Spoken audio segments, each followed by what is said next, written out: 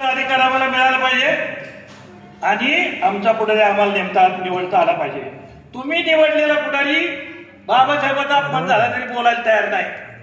आमच्या हक्काने अधिकार तो सोडा। नोकऱ्यांच्या संदर्भात सांगतो, किती रोप मिळतात खाजगीमध्ये? 10,000 रुपये, 15,000 रुपये। ग्रॅज्युएशनच्या पुढचं अगदी जास्त पोरग शिकलेलं आहे, कम्प्युटर वगैरे काय काय झालेलं आहे, 20,000 रुपये, 25,000 रुपये। याच्या पुढे पोराला पगार नाही। काय होतंय याच्यावर? या पैशात काय होतंय? कसं तरी चूल पेटते। माझं म्हणणं असं आहे की आता राखीव जागा तर भरायला लागाच। जर राखीव जागा भरायला तुम्ही पॉलिसी काढली नाहीत तर पुढच्या निवडणुकीत काय करायचं ते आम्ही पाहू। मागणी आत्तापासून करायची की आम्हाला स्वतंत्र मतदारसंघ पाहिजेत, आम्हाला राखीव जागा निवडणुकीतल्या जशा मिळणार तशा आम्हाला नोकऱ्यातल्या रिझर्वेशन मिळाल्या पाहिजे। आमच्या पोराच्या सगळ्या फीची व्यवस्था तुम्ही करा। कितीही फी भरावी लागली तर सरकारनं भरली पाहिजे।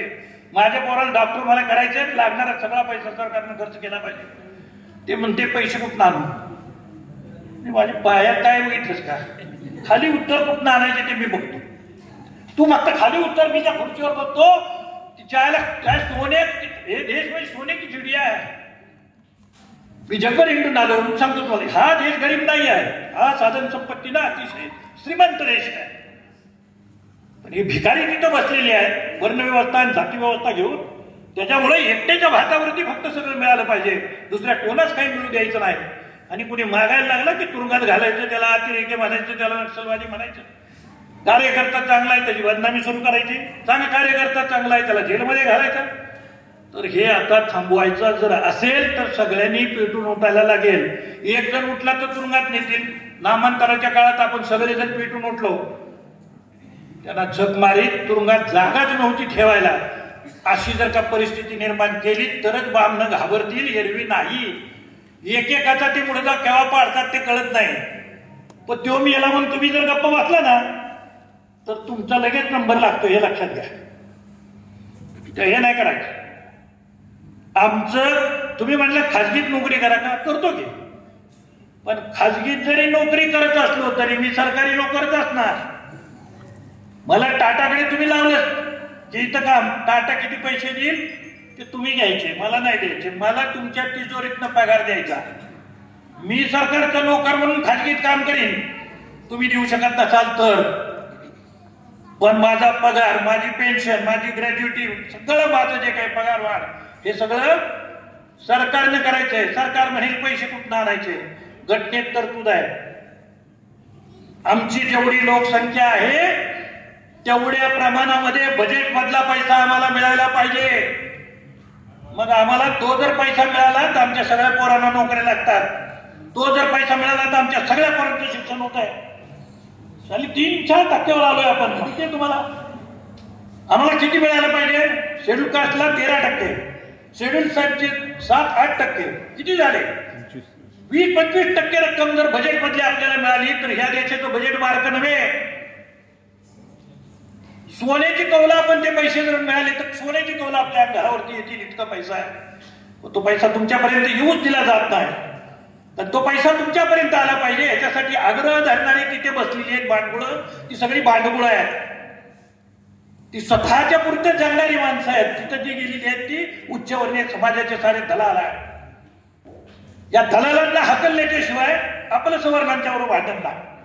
आता आपली पहिली लढाई आपल्या दलालांच्या बरोबर, जे आपल्यातले दलाल निवडून गेलेले आहेत त्यांच्या विरोधामध्ये संघर्ष करावा लागेल। त्यांचे राजीनामे मागावे लागतील। समजा 135 जण आहेत, त्यातल्या 50-60 लोकांनी राजीनामा दिला ना तरी मोदी धडाकन पडतंय। आणि मोदी पडला ना की आपलं तर राज्य येत आहे। मोदी पडायला तर पाहिजे, मोदी पडायचं ते भांडकुळं हाकलली पाहिजे। यांना हाकलायचं असेल तर आपले लोक उभे राहिले पाहिजे। जर आपले लोक उभे राहिले नाहीत तर मी तुम्हाला सांगतो, घटना बिटना विसरा। पुढच्या निवडणुकीला घटना नसणार आहे, निवडणूक नसणार आहे। पुढच्या निवडणुकीला मनुस्मृती लागणार आहे। आणि मनुस्मृती लागल्यावर काय होईल? मी तर काय हयात राहणार नाही। मनुस्मृती लावली तर मात्य करीन, पण मनुस्मृतीच्या राज्यामध्ये जिवंत नाही राहणार.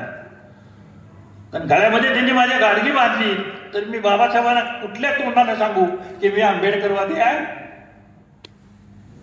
मला नाही सांगता येणार.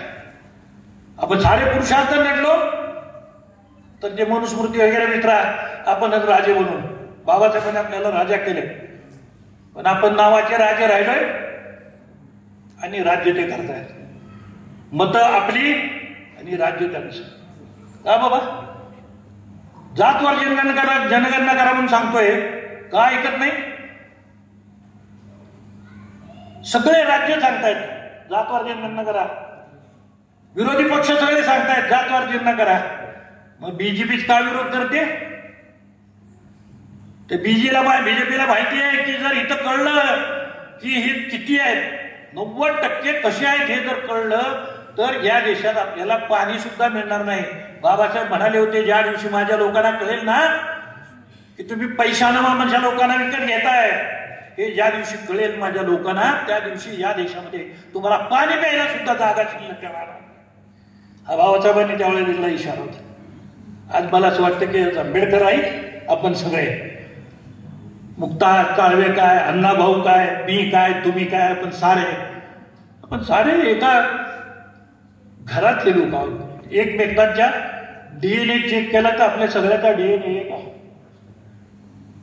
बामणांनी जाती निर्माण केल्या, त्यांनी सांगितलं तू मांग, तू महार, तू आंबार, तू ढोर, तू काही गाडी, तू मागणार. आमचा डीएनए चेक करा सगळे, आम्ही इथले आहोत, आम्ही मूल निवासी लोक आहोत, आम्ही इथलेच आहोत, याच भूमीचे आहे, हीच आमची मातृभूमी आहे. आम्ही बाहेरून कुठून नाही आलेले नाही.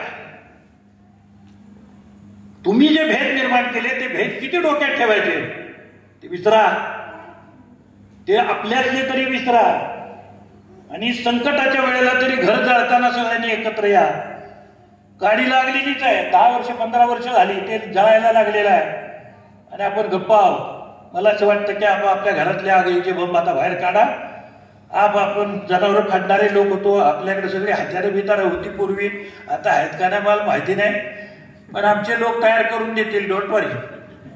मी जरी बौद्ध असलो तरी मी तुम्हाला सांगतो, बुद्धाने असं नाही सांगितलं एक मुस्काडीत मारली तो मार खा म्हणून. सापाला सांगितलंय काटो मत दुधकार हो ना, चावू नकोस त्याला, पण निदान खड्यात काढून उभा राहा, नाही तर तुझा खुळकुळा करून टाकतील. त्या आपल्याला समजा की त्याला मारायचं नसलं ठार तरी हातात हत्यार घ्यावंच लागेल. आणि त्याला हत्यार नुसतं तुम्ही उचलताय म्हणलं ना की ते पाय लावून नाही पडून गेलं तर बाजला. तेवढीच तरी तयारी करा, एक हत्यार उचलायची तरी तयारी करा. आणि आपल्याला काही कोण सांगायला पाहिजे? पायानं दगड मारणारे लोक आपण, टाचनं भीती काढणारे आपले पूर्वज. लहुजी वस्तादांचं नाव घेताय, त्या लहुजी वस्तादांना महात्मा फुल्यांना शिकवलं, सावित्रीबाईंचं संरक्षण केलं आणि त्या फडक्यापासून किती लोक टिळकांपर्यंत त्यांच्या तालमीमध्ये जाऊन कुस्त्या शिकत होते. त्या लहुजी वस्तादांचं नाव घ्यायचं असेल तर आपल्या मनगटातली ताकद सुद्धा आपल्याला आता वाढवली पाहिजे. तर आपल्याला अधिकार आहे लहुजी वस्तादांचं नाव घ्यायचं. नुसतंच आपण बोलत राहतो का तर लहुजी माग होता म्हणून. आता मी का नाव घ्यावं? मी काय भान नाही, मी आंबेडकरांचं नाव काय घ्यावं? मी गेली 40-50 वर्ष बाबासाहेबांचा अनुयायी आहे. मी काय भान नाही. मी आता सगळ्याला घेऊन बौद्ध झालो, तुम्ही नाही झाले. का नाही झाले? अडवलं तुम्हाला? त्या नरकातच राहायचंय. तो नरक होता, आम्ही बाहेर पडतो, आमचं कल्याण झालं. आम्ही तुम्ही म्हणाल कसं काय कल्याण झालं? अरे बघा ना, तुम्ही नंदीवाला येतो का तुमच्या दारात? आता बंद केलं, नंदी विकून टाकले, गाडवं विकून टाकली, सगळं विकून टाकलं. त्यांच्यात ही सारी गुलाबी होती फेकून दिली. आता वडराची सोन्याची दुकान आहेत, चला मी लागतो. कैकाड्याची चांदीची दुकान आहेत, चला मी लागतो. सगळ्या कैकाड्याची चांदीची दुकान नाहीत का? पण उभे राहिले ना पायावरती. सरकारची कसली मदत न घेता बंगले बांधले लोकांनी. जसे महाराजांनी बांधले तसे आमच्या पण लोकांनी बांधले. नुसतं महाराजांच्या नावाने शिंगा करून कसं चालेल? पैसे तर मलाच मिळवायला लागतील. मी माझ्या बळावर, माझ्या ताकदीवरती, माझी माणसं तुमच्यापेक्षा दरिद्री, संघटित नाही, संख्या मोठी नाही, पण उभी केली. 18 वर्ष तुम्ही केले. पण सांगितलं रस्त्याने फिरताना डोळे उघडे बंद ठेवा. पालं दिसतात का कुठे बघा. 10% सुद्धा पालं उरली नाहीत आणि जनावर सुद्धा 5-10% सुद्धा उरलेली नाही. पाट्या वळणारा काही गाडी आता तुम्हाला कुठेही दिसणार नाही. Yes, why not, can. हे करू शकतो आपण. का नाही करू शकत? आपण काय माणसं नाही? आपल्या अंगात ताकद नाही का? आपल्या डोक्यात मेंदू नाही? सगळं काय आपल्या डोळ्यात. मग आपण का करीत नाही? आपण मागासवर्गीय असे का चालले? मी तर सांगा आपण अस्पृश्य नाही, आपण मागासवर्गीय नाही. चल ते बामणाला सांगते, तर तुझ्या आयला तू वाचलेस ना, त्याच्या 10 पटीने मी वाचलेला आहे. आवाज नाही काढायचा. हे सांगणाऱ्याला बाबासाहेबांचा अनुयायी म्हणतात. कसलाही वामन कसल्याही पद्धतीने आला ना तर त्याला 2च मिनिटात सरळ करता आला पाहिजे. इतकं नॉलेज, इतकं ज्ञान, इतकं वाचन आपलं स्वतःचं पण असलं पाहिजे. आपलं घर सुद्धा पुस्तकांचं घर असलं पाहिजे. ज्ञानाचा पराभव कोणी करू शकत नाही. एक आंबेडकर त्यांना जर इतका त्रास देऊ शकतो तर आता घराघरामध्ये आंबेडकर आहे. आपलेच लोक मला म्हणतात कसं होईल? मी म्हटलं का नाही होणार? होणार. का नाही होणार? अरे बाबासाहेब एकटे होते म्हणून 2 पायलं मागे जायला लागलं. आज बाबासाहेब एकटे नाहीत. काश्मीर टू कन्याकुमारी प्रत्येक घरामध्ये आंबेडकर आहे आमच्या. आता का पराभव होईल आमचा? पण आम्हाला हे कळलं पाहिजे की आम्हाला तर लढायचं आहे. लढायची वेळ आलेली आहे. आता घरात बसून भागणार नाही. लढायला पाहिजे. कुणाच्या विरुद्ध लढायला पाहिजे? पहिल्यांदा घरातल्या जी साठलेली घाण आहे ना तर ती घरात कोपऱ्यात साठवतो आपण. नंतर मग डस्टबिन टाकतो म्हणजे बाहेर फेकून. तशी ही आता ही जी घाण आहे ती पहिली साफ करूया. 20 तारखेला मी त्याची अनाउन्समेंट करणार आहे. संबंध देशभर. मी गेली 2 वर्ष देशभर काम करतोय. माझ्या दिल्लीमध्ये बैठका चालू आहे. बेंगलोरमध्ये 28 राज्यांचे लोक आले होते. 3 दिवस 28 राज्यातले लोक आम्ही एकत्र बसलो होतो. आम्ही निर्णय केलेला आहे की आता जर सरकार पाडायचं असेल तर हे पक्ष पाडणार नाही. कारण ते सगळेच सवर्णांचे पक्ष आहेत. म्हणजे काँग्रेस असू दे, राष्ट्रवादी काँग्रेस असू दे, का कम्युनिस्ट असू दे, का शेका पक्ष कुठलेही असू दे, ते सगळे पक्ष उच्चवर्णीय सवर्णांचे पक्ष आहेत. आणि मागासवर्गीयांची पक्ष उभे राहून दिले जात नाहीत. मागासवर्गीय माणूस उभा राहून दिला जात नाही. आमचं ऑल इंडियाचं संबंध राजकारण्यांनी संबंध संपवलाय. हे जर खरं असेल तर आम्हाला आता पुन्हा पिटून उठावं लागेल आणि जयभीम बोलून रस्त्यावरती यावं लागेल. ही आपली ताकद आहे. आणि ती शाह का बोलला? त्याला माज आलेला आहे. तो उतरवला पाहिजे. तो आपणच उतरवू शकतो, दुसरे कोणी नाही. तुम्ही माझी आता या गेली 4-8 दिवसाच्या पोस्ट काढून बघा शिवाजी महाराजांच्या बद्दल आणि संभाजी महाराजांच्या बद्दल. सगळ्यात जास्त पोस्ट कोणी टाकले असतील तर जयगोपाल्यांनी टाकलेल्या आहेत. सगळ्यात जास्त पोस्ट, सगळ्यात जास्त समर्थन कोणी केलं असेल शिवाजी महाराजांचं तर जयभीमवाल्यांनी केलेलं आहे. आपण लोकांनी केलेलं आहे. म्हणजे आपल्याला जेवढा राग येतो तेवढा मराठ्यांना येत नाही. कारण ते मिंडे आहेत. ते लढायला तयार होणार नाहीत. ते शिवाजी महाराजांच्या काळात लढले काय? शिवाजी महाराजांनी त्यांच्या विरुद्ध लढायला लागलं. आता आपल्याला मावळे बनून पुन्हा एकदा ह्यांच्या विरुद्ध लढायला लागेल. मग ते घरातले असू दे नाही तर बाहेरचे असू दे, त्यांच्या बरोबर लढाई करावीच लागेल. ही लढाई करा. नाहीत केली तर माझं जगून झालेलं आहे. हे शब्नम घेऊन बसलेला माणूस आहे ना आमच्या समोर, त्याचं जगून झालेलं आहे. आम्ही उद्याच्याला वर गेलो तरी आम्हाला फरक पडत नाही. आम्ही बोंब मारतोय ती आमच्या पोरा बाळांच्यासाठी. पर्सनल माझी पोरं सोडा, माझे नातवंड पण मार्गाला लागतील. हा प्रश्न काय लक्ष्मण मानेचा आहे काय? हा प्रश्न ज्या समाजात माझा जन्म झाला त्या समाजाचा आहे. माझं भागलं म्हणजे साऱ्याचं भागलं नाही. आणि माझ्या घरी दोन चाकाची गाडी आली की लगेच फुगते.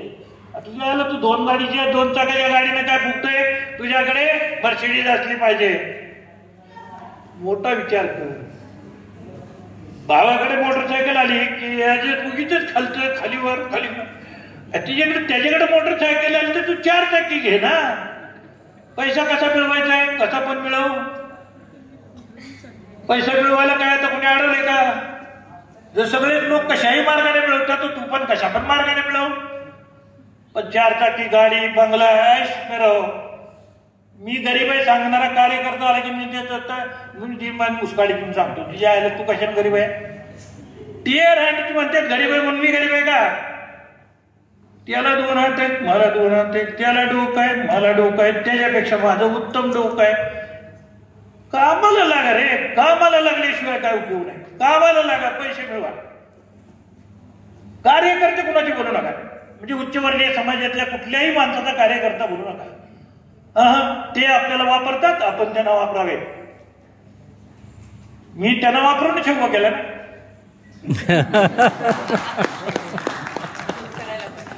अरे ते आपल्याला वापरतात तर आपण त्यांना वापरा ना.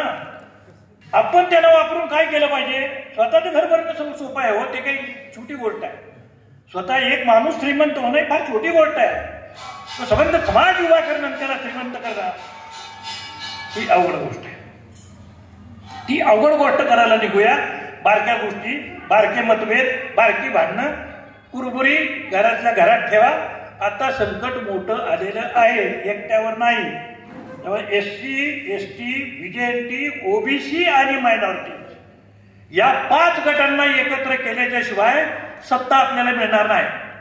आणि आपल्याला आता सत्ता मिळवल्याशिवाय थांबायचं नाही. आपणच पंतप्रधान झालं पाहिजे हे स्वप्न बघा. महाराष्ट्राचा मुख्यमंत्री आपणच झालं पाहिजे स्वप्न बघा. स्वप्न तर बघा रे, म्हणजे काहीतरी होईल. राजाचं स्वप्न बनलं तर दिवाळी तरी होईल. तुम्हाला स्वप्नच पडत नाही मग कसं होणार. अभिजात बाळासाहेब आंबेडकरांनी सांगते बाळासाहेब माझं बोलणं झालं तुम्हाला महाराष्ट्राचे मुख्यमंत्री करायचं. ते मला म्हणाले तुम्हाला कोण सांगितलं मला मुख्यमंत्री व्हायचंय. झक मारा आम्ही तुमच्याकडे कशाला आलो होतो. हे मुख्यमंत्रीच व्हायचं, आता काय करायचं. याची माणसं आहेत आपली. आपल्याला हे कळायला पाहिजे की सत्ता नावाची फार मोठी गोष्ट आहे. ती RSSला नव्हती ना तेव्हा त्यांच्याकडे अर्ध्या चड्ड्या होता आणि एक काठी. तेव्हा आम्ही त्यांना हसायचे तिच्या यायला तुमच्या आपण ठेवलं होतं का असं. एक काठी घेऊन काय सरकार आणता येते काय. पण त्यांनी सरकार आणून दाखवलं. गेली 15 वर्ष RSSचं सरकार आहे आणि 15 वर्ष आपण त्यांच्या विरुद्ध आम्ही बोंबलतोय की. पण आमच्या बोंबलण्याला काय अर्थ आहे.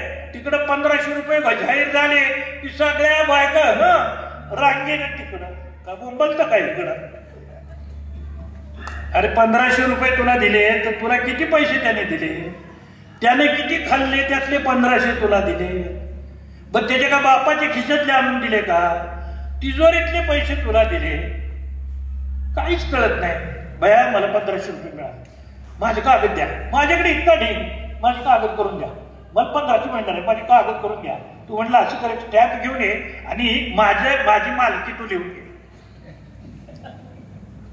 काय चाललंय काय. हे भिकाऱ्यांचा देश आहे. तो भिकारी का राहिलेला आहे आणि त्यांना भिकारी का ठेवलेला आहे हे सांगण्यासाठी मगाच्यापासून तासभर मी बोललो. आता मी थांबतो. 20 तारखेला सगळे महाडला यायचं आहे आणि आपल्या स्वतःच्या खर्चाने यायचं आहे. नाही तर हाताला गेली अंगठा द्यायला लागतोय. कुणाला काय मागायला गेले की ते अंगठा दे म्हणते. तेव्हा आपल्याला कुणाला अंगठा द्यायचा नाही. त्याला सांगायचे माझी बोट आता आवडलेली आहे ना त्यातली एकही बोट आता आम्ही बाहेर काढत नसतो. आम्ही आता ठोशा द्यायचा विचार केला आहे. त्याच्यामुळे आम्ही अंगठा देणार नाही. एकलव्यानं दिला ती चूक झाली. आता एकलव्य पुन्हा होणे नाही. आता सारे आंबेडकर आहेत. आम्ही सारे आंबेडकर आहोत. जय भीम.